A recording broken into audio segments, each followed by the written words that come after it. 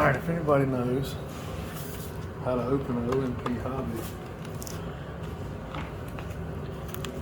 No, it ain't glued.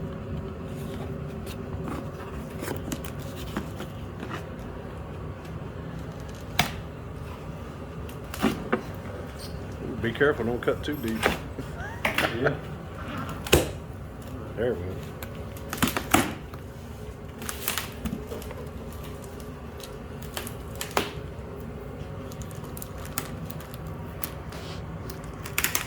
The beautiful and sexy.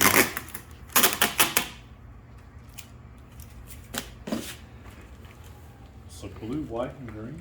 Yeah, this is the, when this color came out, I first saw, I believe it was Essential RC's video, and they had this color scheme. And I had to go, and I looked on OMP Hobby's website directly, and because they were the only ones that actually had it, that you could get this color scheme. I haven't seen on any of the American websites yet. Well, they put plenty of tape on it. They got a lot of tape on it.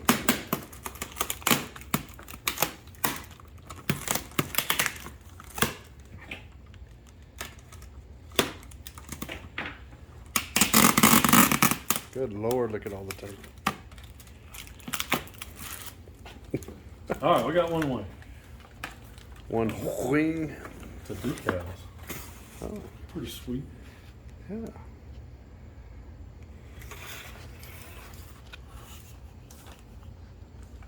So I wonder, does this one have the glued in carbon fiber? Yeah, take it out of the bag so we can see that. I want to see if it has the glued in, Oh, the carbon fiber control horns. yeah, control surface horns. The big horn had they were already glued in. They weren't the bolted on kind like you get on a lot of the older style aircraft, like the older Great Planes and everything that you used to get in the kit. They had the bolt through. Nowadays everybody's going with the glue in. I want to see what kind they got. We'll be careful with the tape so we don't pull the covering off. Yep, glue in. It's already got the ball joints already. There's the ball for the ball links on there. But that does look like carbon fiber. Might be plastic. No, I think it's composite. Got the Metal Gear servo. It's already got the servo horn on it with the ball screwed into the horn. That's pretty cool. Just like the big horn was. Yeah, I thought when you did your big horn, it was already prepped. You just had to get the push rods the correct length, right? Yeah. Center up the servos. Hook them up to your receiver, bind it, zero everything out, and just measure your horns and snap them on, or your rods and snap them in. More tape. If this one goes together as good as the big horn, it's going to be impressive. When I put the big horn together, the tail lined up, I mean, just dead on 90 degrees. I couldn't ask for it to be any better.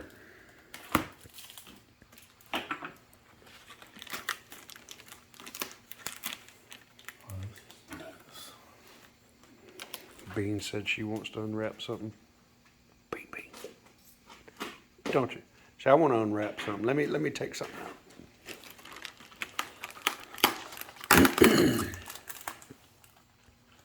What make the wings look like? Carbon bar. Well, they really packed this good. They got the foam all over it. Oh, you on the tail? That's pretty cool. So it didn't get wadded up in the box. Got the, oh yeah. So they got the big block of foam surrounding the tail there, so the end of it doesn't get dorked up.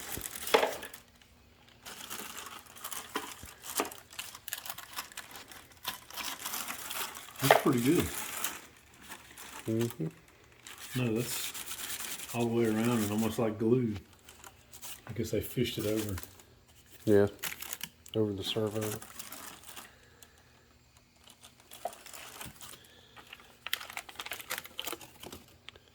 Sweet carbon fiber props. So that's your rudder. Did you have to glue your control horn in on the tail?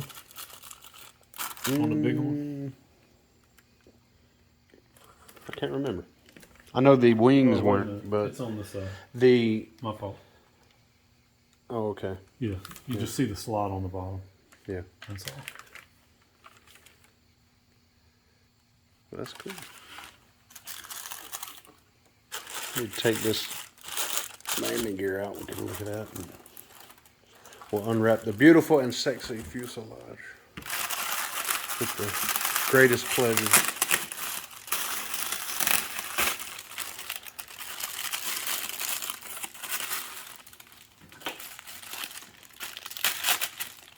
This looks like the same gear as the Big horn. the big one. It's in the other room. In there.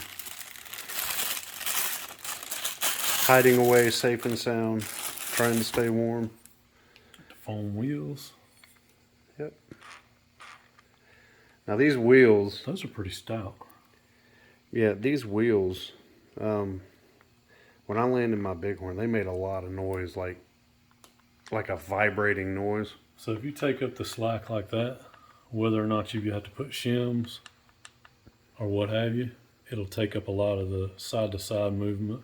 I would use a thick grease also. That makes That thick grease will also take up a lot of the gap between the wheel and the axle, and it won't vibrate as bad when it lands. Because first time I landed my bighorn, that thing made so much noise rolling across the ground, it sounded like it was about to fall apart.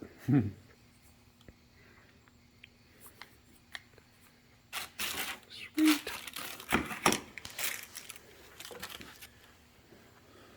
Let's see.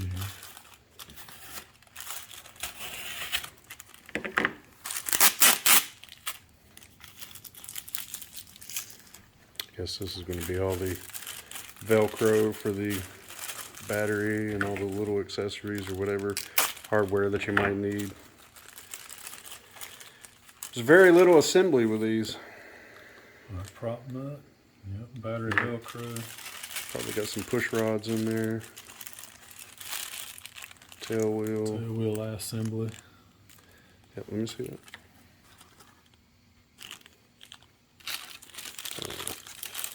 Is that carbon fiber or is that just plastic? Can't tell. Yeah, it looks like plastic. That's pretty cool.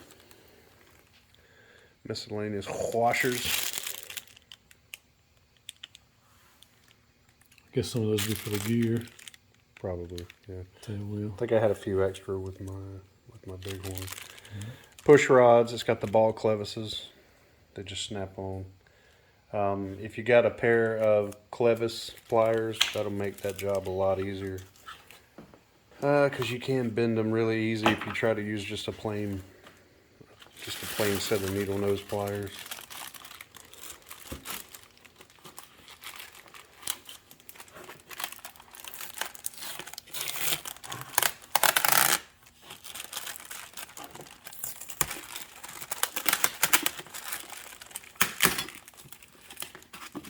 I believe this is just the rudder and that's it.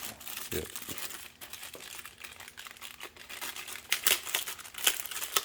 Yeah, the reason they didn't glue the rudder on is because you got to put the horizontal and the elevator and all that in.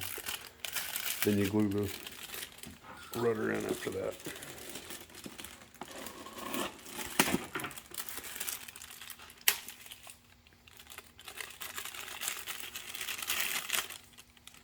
Hinges installed. But Control not glued. horn. Not glued? Hinges, are they glued on one side on that one? Yeah. Yeah. Control horns in. Ball links on. Boy, those ball links are tiny. Yeah. That's why I was saying if you're not careful when you're trying to snap that rod on that, you'll bend the rod and kind of booger it up, so be careful with that.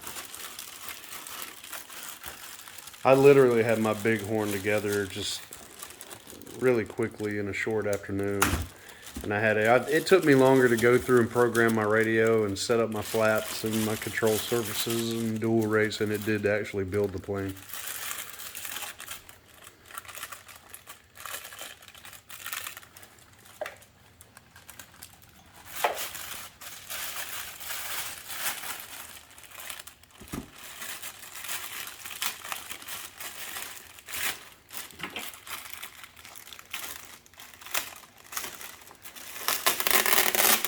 They definitely package it really well. Yeah. There we go. I was impressed with how they put foam on the control horns and the servos. Anything that might protrude out against the other, like, you know, if you had a wing sitting on top of it, anything that might poke a hole in the wing was it's covered up. Well, if you can't see that green, something's wrong with it. See, like this, like these right here, there's a little metal knob in there to be able to help pull the hatch off. They even put foam on both of those, so that's pretty cool. But yeah, that green is bright. It's ridiculous. Let's see what's rattling around in here. It's probably your XT6DA. Magnets are good and strong. Yep. It's got an XT60 plug in there.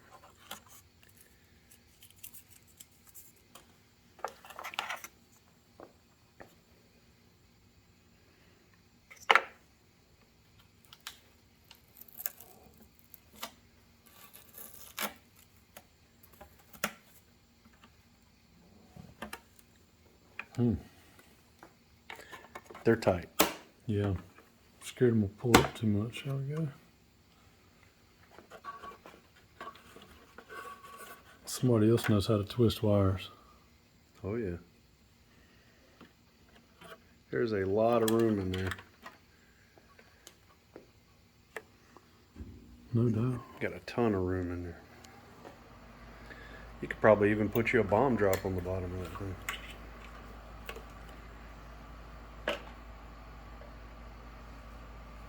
Screw it on with the gear. And I really love the motor. What kilovolts is this? Can't really read it. It's a Sunny Sky motor. I'm having a hard time reading what it is. I love how it's all blacked out. I don't know, something I would probably do. Maybe go in with a little bit of paint or something and paint the wood in there to kind of make it match the motor. Kind of looks odd with a black motor in there and all the bare wood.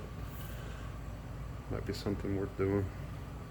Kind of dress it up, church it up a little bit. It wouldn't take too much to hit that with a little bit of black paint, even with a brush. Yep. Now, let's see. I mean, all you would need is a little bit of maybe some acrylic watered down and just brush it in there and just let it soak into the wood. I mean, it's not like you have to fuel proof it. It's an electric motor, so you won't have to worry about that. Just something. So X2820, 1100 kilovolts. Okay. Get your hardware there for your mounts. I guess the only thing that's a tiny bit odd is the kink in the covering back there. Nothing you can't get worked out. Ooh.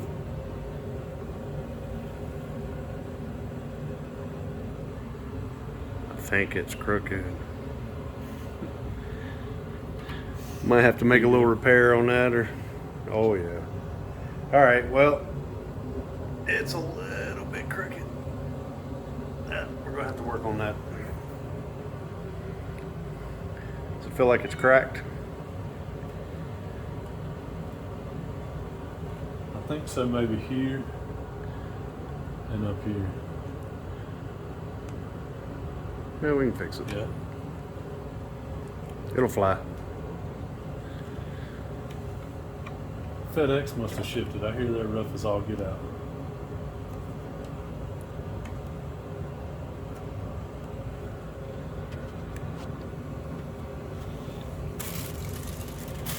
And that's odd with the way it was all wrapped up. No joke. That it would have. Is there any damage on that end of the box? Nope. I wonder if they just tossed it off the back of a truck. Maybe Slim Duck Poo slammed it in the packaging. Oh well.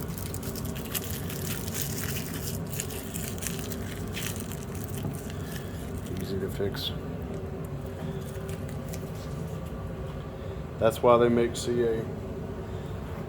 I mean, I would almost say you could contact OMP, but last time I was on their website, they don't have any more of these in stock. This is a rare color. It's hard to get. So may end up with a custom colored tail. I got plenty of Monaco.